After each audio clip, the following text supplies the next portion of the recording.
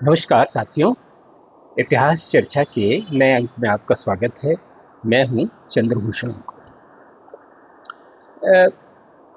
बात 40 साल पुरानी है।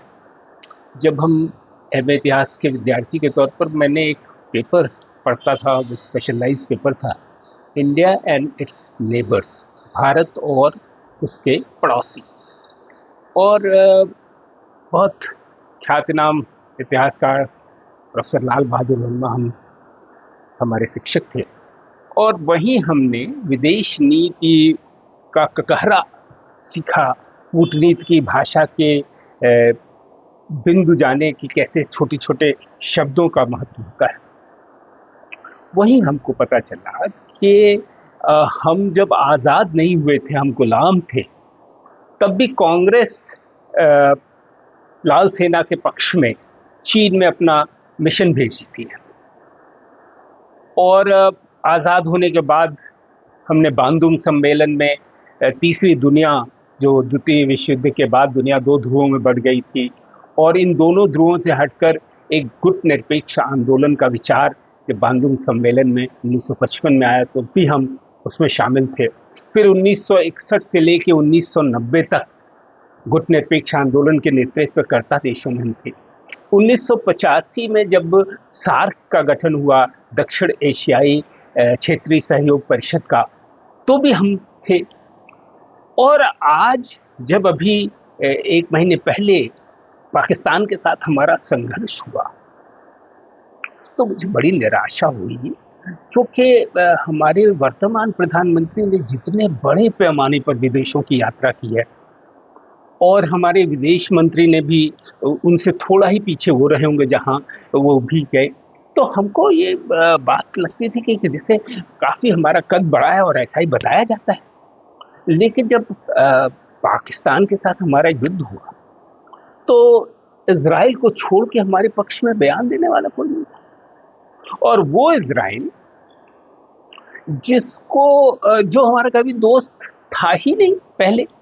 हमको ये बताया जाता था, पढ़ाया गया था, कि विदेश नीति एक बहुत ही कहते स्थायी किस्म की नीति होती है, जो देश के हितों के अनुरूप बनाई जाती है। इसलिए सरकारें आती जाती हैं, लेकिन विदेश नीति पर कोई फर्क नहीं। 1990 के बाद जब भाजपा की सरकारें आनी शुरू हुई, तब हमारी विदेश नीति में कुछ परिवर्तन आने शुरू हुए।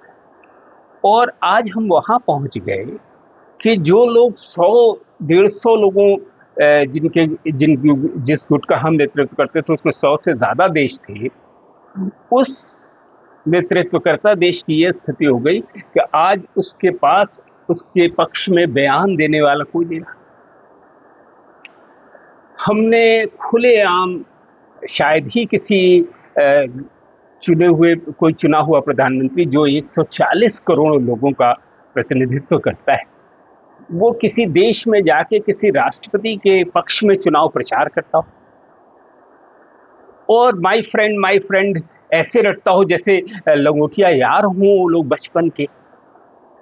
और वही माई फ्रेंड चुने जाने के बाद 140 करोड़ लोगों के देश के नागरिकों को इतने अपमानित ढंग से ढक्कनी बेड़ी लगा के वापस भेजता है, सिर्फ इसलिए कि रोजी रोटी के तलाश में लोग अपना घर द्वार छोड़ के कितनी मुसीबतें उठा के किसी तरह पहुंचे कहीं। उनकी अर्थव्यवस्था में उसके लिए जगह है, लेकिन इस तरह से जैसे अपराधियों के साथ, युद्ध के अपराधियों के साथ जिस तरह का व्यवहार होता है, दुश्मन देश के साथ जिस तरह का व्यवहार किया है, तो वो व्यवहार हो रहा है। हद तो तब हो गई जब हमारे प्राइम मिनिस्टर वहां थे, और उसी दिन प्राइम मिनिस्टर हैं वहां, और वहां से फिर जो सेकंड किस्त आ रही उसमें भी हथकड़ी लगा। फिर पाकिस्तान के साथ देखें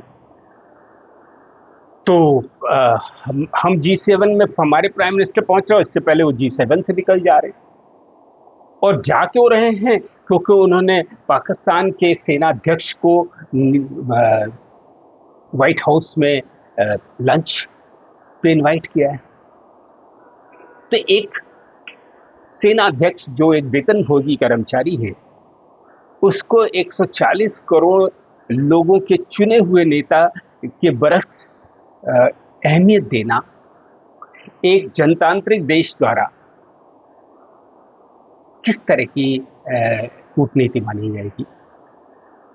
और इससे मुझे मोहभंग हुआ। मैं बचता रहा हूँ, मैं सोचता रहा हूँ, बहुत आशावादी हूँ कि कुछ बेहतर होगा, इतनी यात्राएं कर रहे हैं इतना, लेकिन आज ऐसा नहीं हो रहा है।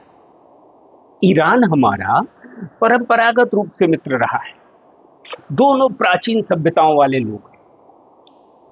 पर्शिया जो फारस होता था, दुनिया में सबसे पुरानी सभ्यताओं में से एक है। ईरान कभी उपनिवेश नहीं बना। 1979 के इस्लामिक क्रांति के बाद दुनिया भर से उस पर प्रतिबंध लगे हुए, और इन प्रतिबंधों के बावजूद उस देश ने, जिसके यहाँ दवाइयों की कमी थी, किसी तरह की तकनीक नहीं आ सकती, तरह तरह के सैंक्शन उसके ऊपर पश्चिम ने ला रखे थे, सारे शक्तिशाली देश, उसके बावजूद उसको वो अपना सरवाइव कर रहा है। और आप मुझे बताएं कि एक ऐसा देश जो इस एजम्पशन में हमला कर रहा है कि अगले के पास में परमाणु बम वो बनाने जा रहा है, आपने बिना घोषणा किए परमाणु बम बना लिया। 90 के करीब परमाणु बम आपके पास हैं, ऐसा रिपोर्टों से पता चल रहा है। तो आपने हमला किया इस एजम्पशन पे कि अगले के यहाँ परमाणु बम हो सकते हैं या बना रहा है। वो 8 करोड़ 80 लाख की आबादी का देश, आप 90 लाख की आबादी के देश। तो आप रख सकते हैं, वो अपनी सुरक्षा के लिए नहीं रख सकता।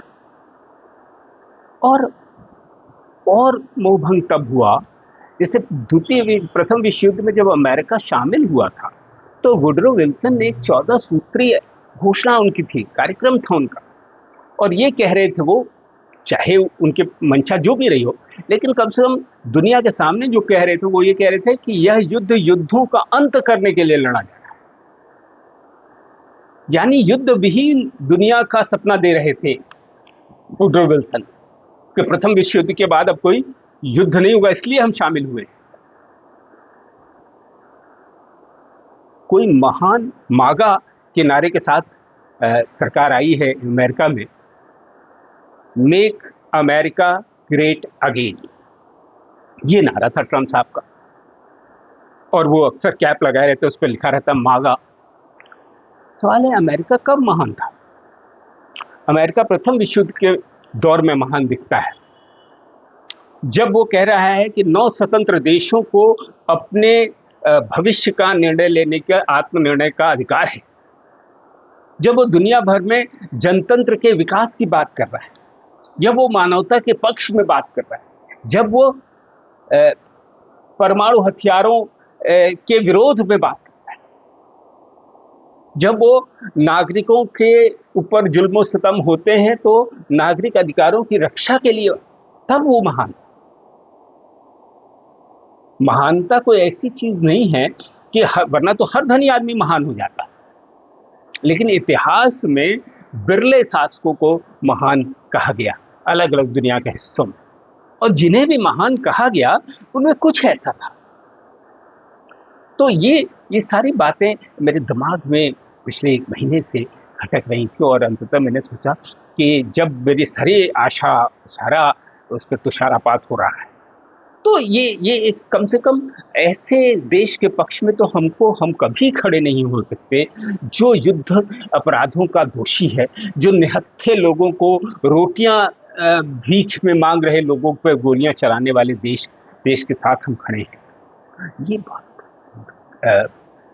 पीड़ादायक है। हम अपने सारे परंपरागत मित्रों को छोड़ चुके हैं। होना तो ये चाहिए, आज अगर हमें अपनी विदेश नीति की विफलता नजर आ रही है, तो अब से कम भारत जैसे बड़े देश की विदेश नीति एशिया केंद्रित हो, अफ्रीका केंद्रित हो, लैटिन अमेरिका केंद्रित होनी चाहिए। यूरोप और अमेरिका, उत्तर अमेरिका से अब बहुत कुछ आप हासिल करने के बारे में नहीं सोच सकते। आपको खुद इन लोगों का जो अभी भी गरीबी के जाल में बहुत तरह से फंसे हुए हैं, मल्टीनेशनल संस्थाओं, साम्राज्यवादी ताकतों के द्वारा, उन देशों का नेतृत्व का हमने जो अपनी आज़ादी के बाद बीड़ा उठाया था, और हमारी आज़ादी के बाद बहुत सारे तीसरी दुनिया के देशों को आज़ादी मिली, उपनिवेशवाद से मुक्ति मिली, ऐसे सभी लोग हमारी तरफ बहुत ही आशा की नज़रों से देखते हैं। हमारी विदेश नीति, फिर से मैं पूरी विनम्रता के से कहता हूँ, मैं इसका विद्वान नहीं हूँ, लेकिन मुझे लगता है सैद्धांतिक रूप से इन लोगों के पक्ष में हमारी विदेश नीति होनी चाहिए, और इन्हीं के इर्द-गिर्द हमें नए सिरे से अपनी विदेश नीति को ऑर्गेनाइज करना चाहिए। धन्यवाद।